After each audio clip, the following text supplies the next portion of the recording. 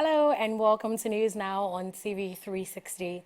I am Annetta Phillips. Reactions have continued to trail the deadly attack on a Catholic church in Benue State, north-central Nigeria.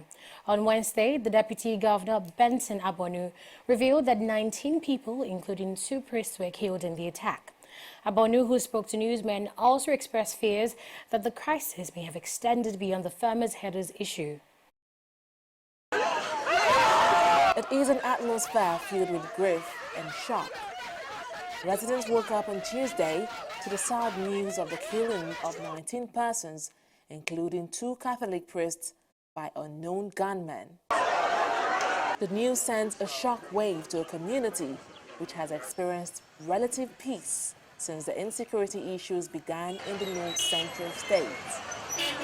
Addressing the media in the company of the State Commissioner of Police, Fatai Owosheni, the Deputy Governor of the state expressed worries that the security situation in the state may be worse than is currently described. I understand that 2 Reverend Fathers were killed right inside the church, and this is a new dimension of attack. It has never happened before. I also understand that 17 other people lost their lives, making a total of 19. You can therefore see why I say this is another black day in the history of Benue State. We are under siege, and I do believe that this has gone beyond the normal herdsman, farmer crisis. I think it's gone beyond that. What we are having at the moment is an attack by insurgents, and these insurgents could come from any source, any background, and should therefore be regarded as a very grave and serious matter. And my take on the matter is that the federal government and all the security agencies should look at this matter as no longer the usual herdsmen, farmers crisis.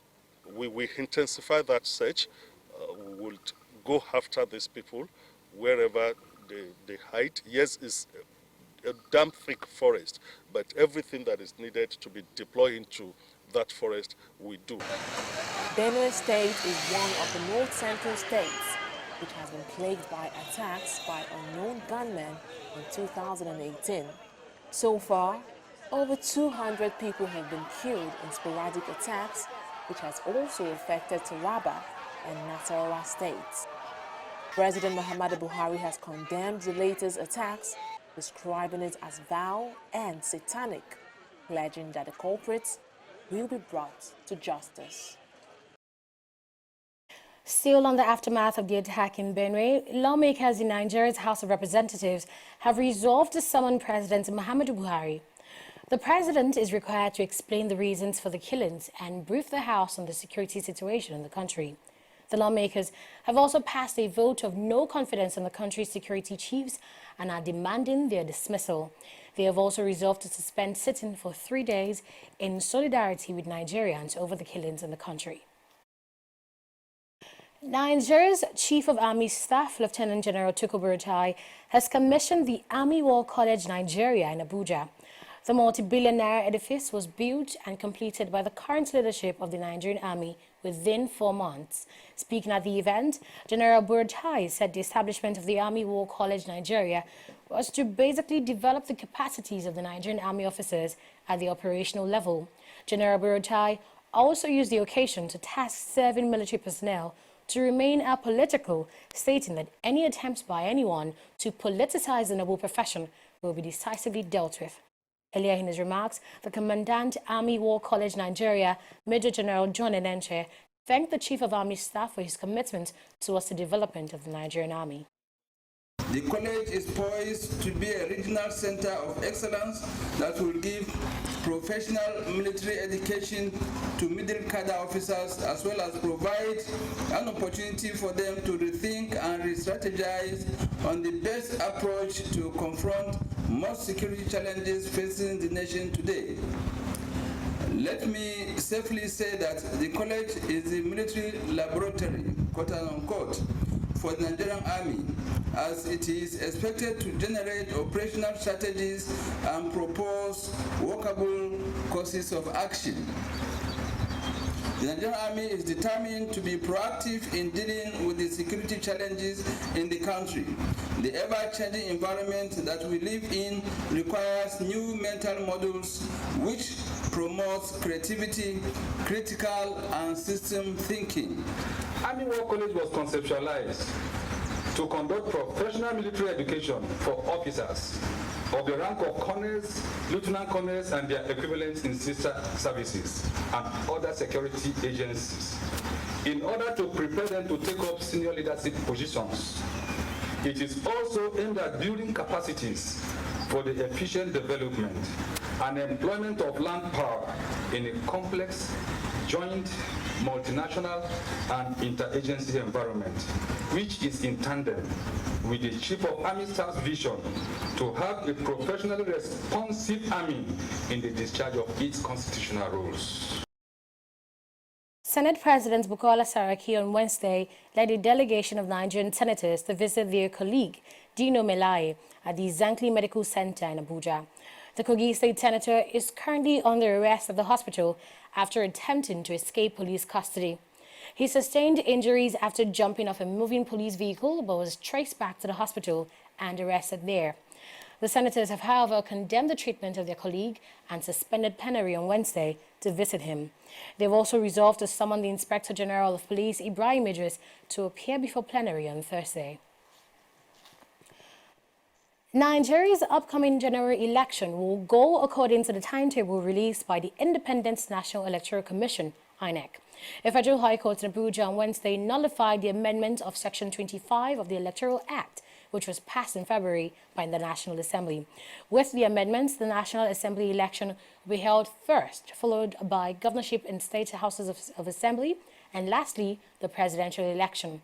That was against the sequence rolled out by Independent National Electoral Commission, INEC, late 2017, which put presidential and National Assembly elections first and governorship and state assembly to follow. The amendments, which generated so much controversy, was also rejected by the president, who withheld assent to the bill.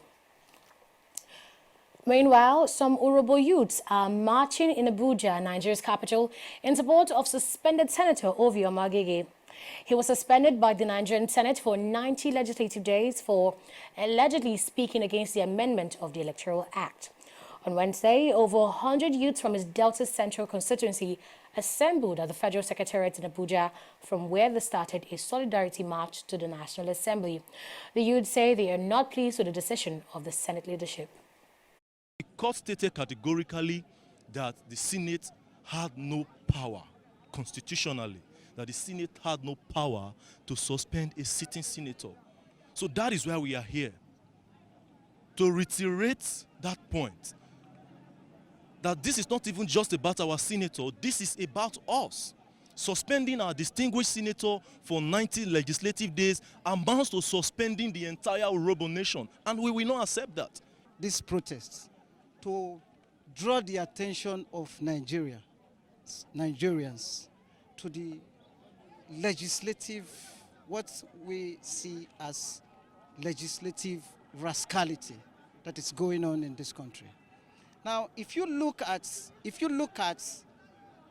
the cases of this 8th Senate, the cases of suspension, they are all connected to one person, and that is Senator Dino Melaye. We are peace-loving people.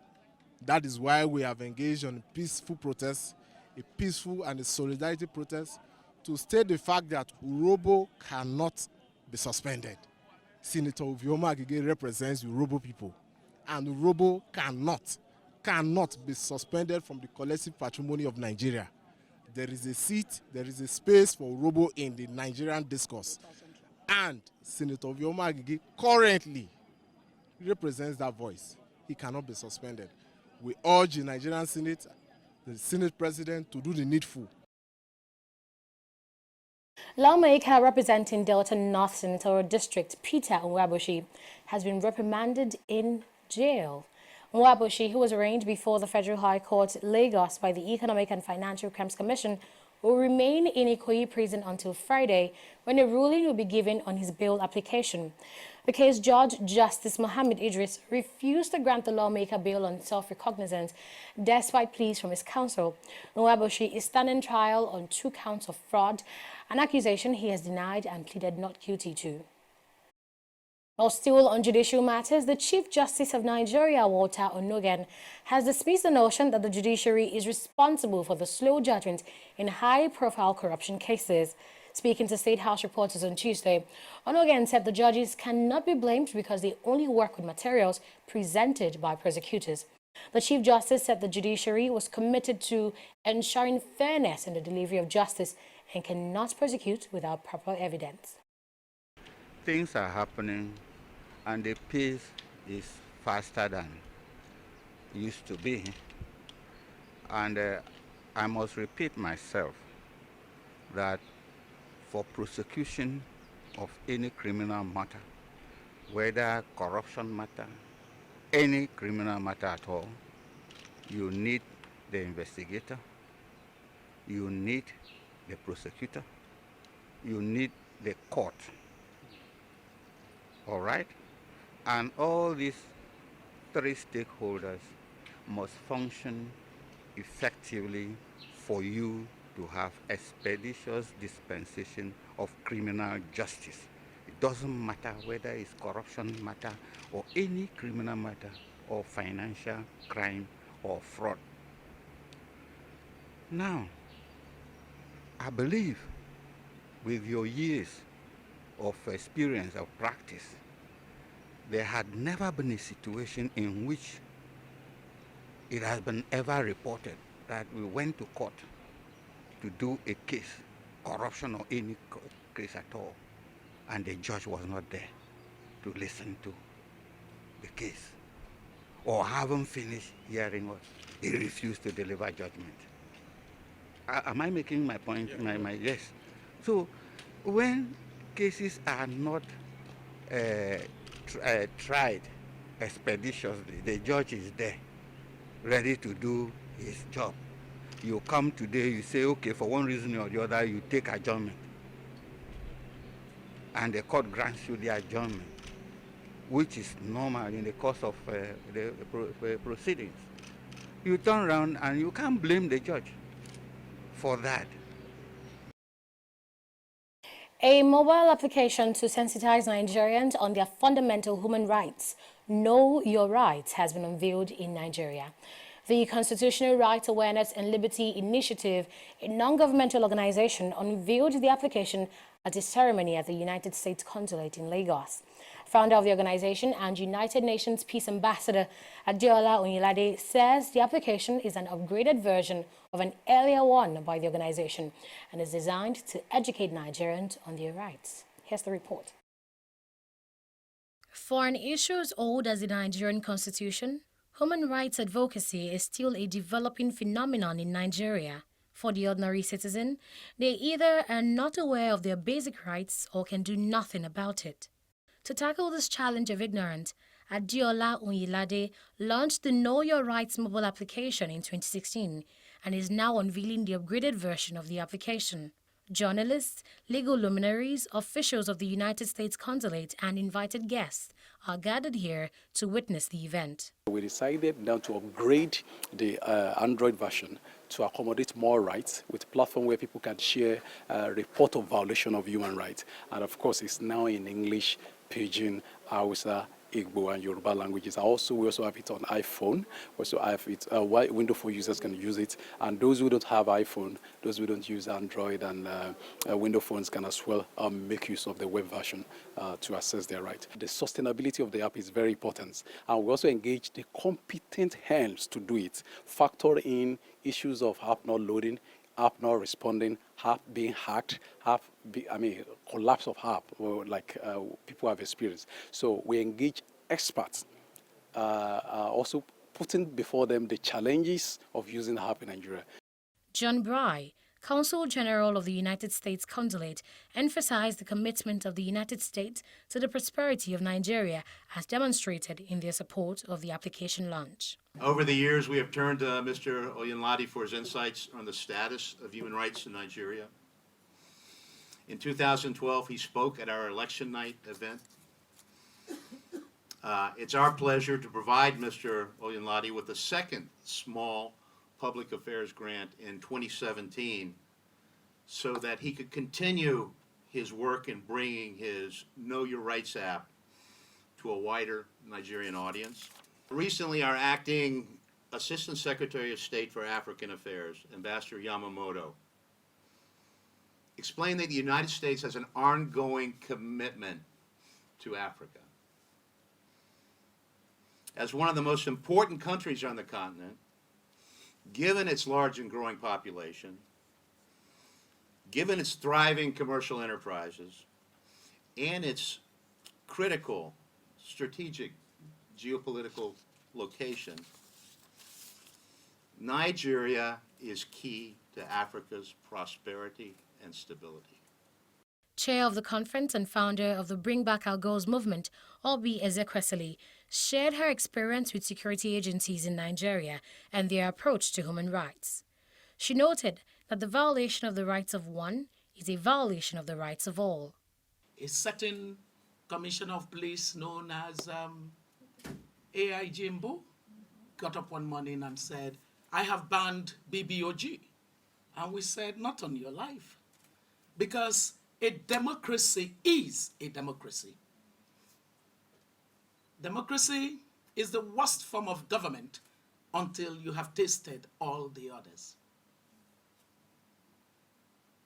Democracy is about the fundamental right of people to be part of a society and to know that their freedoms will never be infringed upon. Professor Oyolowo, former Dean of the Faculty of Law at the University of Lagos, explained that the mere existence of rights doesn't guarantee them. He urged Nigerians to demand the observance of their rights and accountability from their rulers. We have things that threatens the existence of the earth as we know it. And these are things that should be of concern to all of us.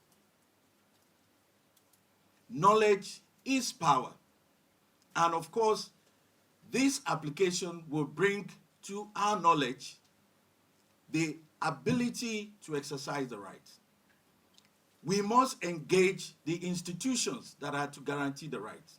For Dakpo Olanikpekun, technology does have a role to play in enhancing human rights. From the viewpoint of the app that has been launched today, technology has been used to propagate human rights. So first is that people now know of their rights. People that either did not have knowledge of these rights can now easily, at the tap of a button, have information on their rights. Second also is that people that know of the rights but are not aware of the means or mode of enforcement can now get legal advice by using this app. So it's almost like human rights simplified. Obi Ezekwesili, Simisola Unwe, and Nollywood director Yomi Fabiyi received certificates of endorsement as human rights ambassadors. Since it was first launched in 2016, the Know Your Rights mobile application has had over 50,000 downloads. With the upgrades, the downloads are expected to go up. Annetta Felix, TV360, Lagos. To politics now. Ahead of the 2019 general elections, the 24 state governors elected under the platform of the All Progressives Congress have unanimously endorsed President Muhammadu Buhari for a second term in office. The governors gave the endorsement after a meeting with the president on Tuesday night. Their backing comes less than a month after the president declared his intention to seek another term in office. No other member of the ruling party has declared interest in running for presidency, and Buhari is expected to pick the party's ticket for the February 2019 polls. Shortly after this is news in business. Do stay with us on TV360.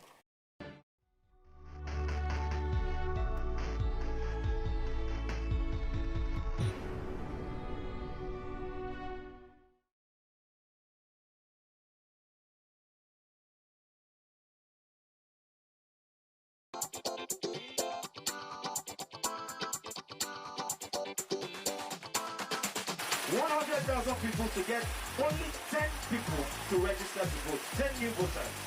Each of us standing here today, when you get back home, when you get to your place of work, your school, try and get 10 new people that do not have their PPC to register to vote. We're going to take on our website, onevoice.ng. Please go there, give us the information. If you get 10 people to vote, then you're amongst us.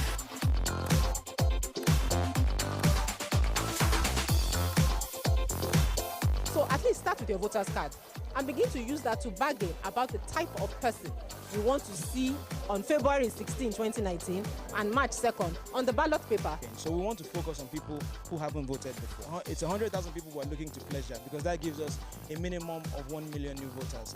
Instead of to say, my vote no go count now, try vote first, maybe you see whether it will count, you know.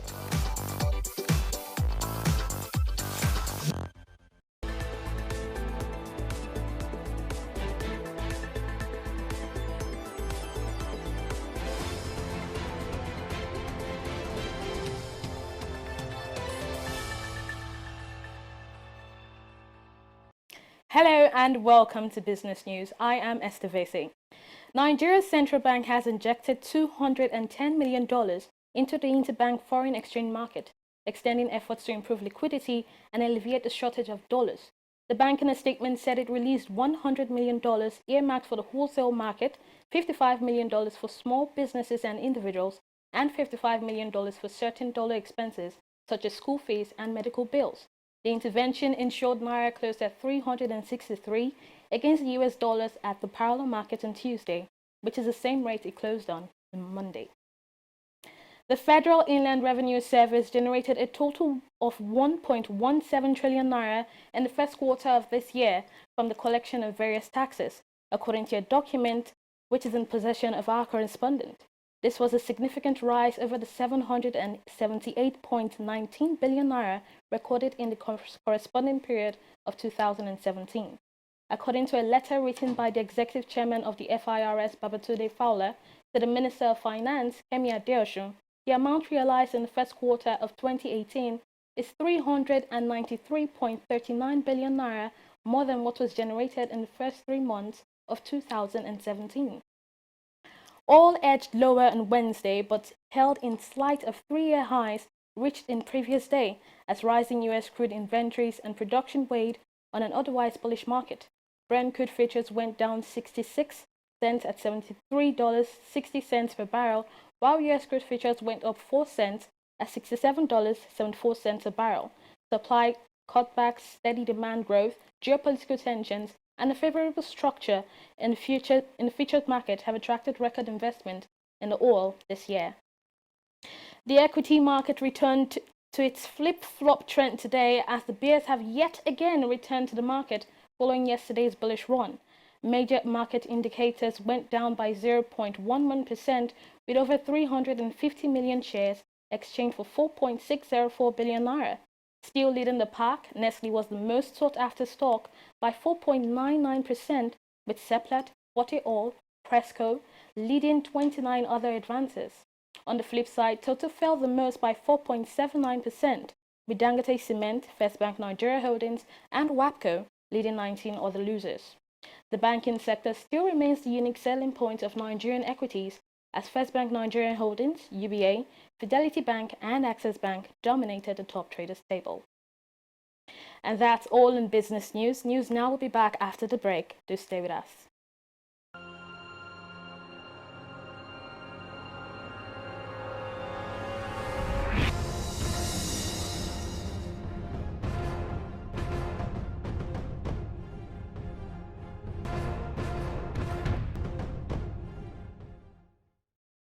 Corruption not in my country. Madam, madam, welcome.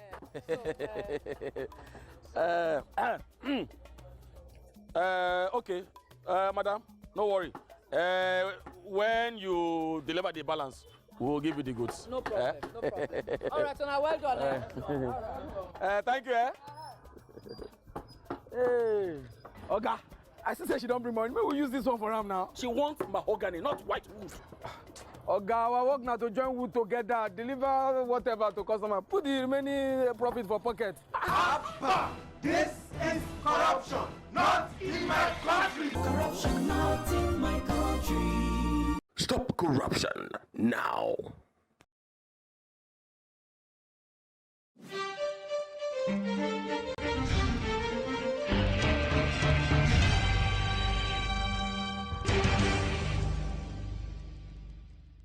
South Sudan President Salva Kiir has rejected opposition calls for him to resign as part of efforts to end a civil war, accusing anti-government groups of making unreasonable demands in peace talks.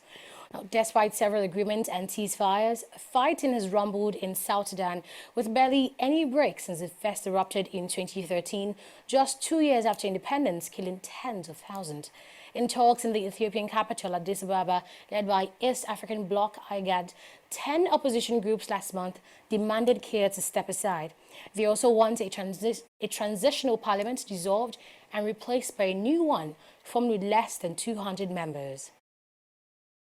Danish inventor Peter Madsen has been sentenced to life in prison without parole for the murder of the Swedish journalist Kim Wall on his submarine. The Copenhagen court ruled that Madsen had planned to kill Wally either by suffocating her or cutting her throat. He dismembered her remains. Her dismembered remains were found by Danish police at sea on August 21st last year, 11 days after she interviewed him on board on his homemade vessel. Madsen has said he will appeal against the conviction. Governor Siriake Dixon of Bayelsa State has rewarded wrestlers that represented Nigeria at the just concluded Commonwealth Games in Gold Coast, Australia for their laudable feat. Now, each gold medalist got the sum of 1.5 million naira. Silver medalist got 1 million naira, while bronze medalist got 700,000 naira. Wrestlers without any medal got 500,000 naira each, while the coaching crew got 1 million naira. The president of the Nigerian Wrestling Federation, NWF, Daniel Igali, has commended the governor for his benevolence.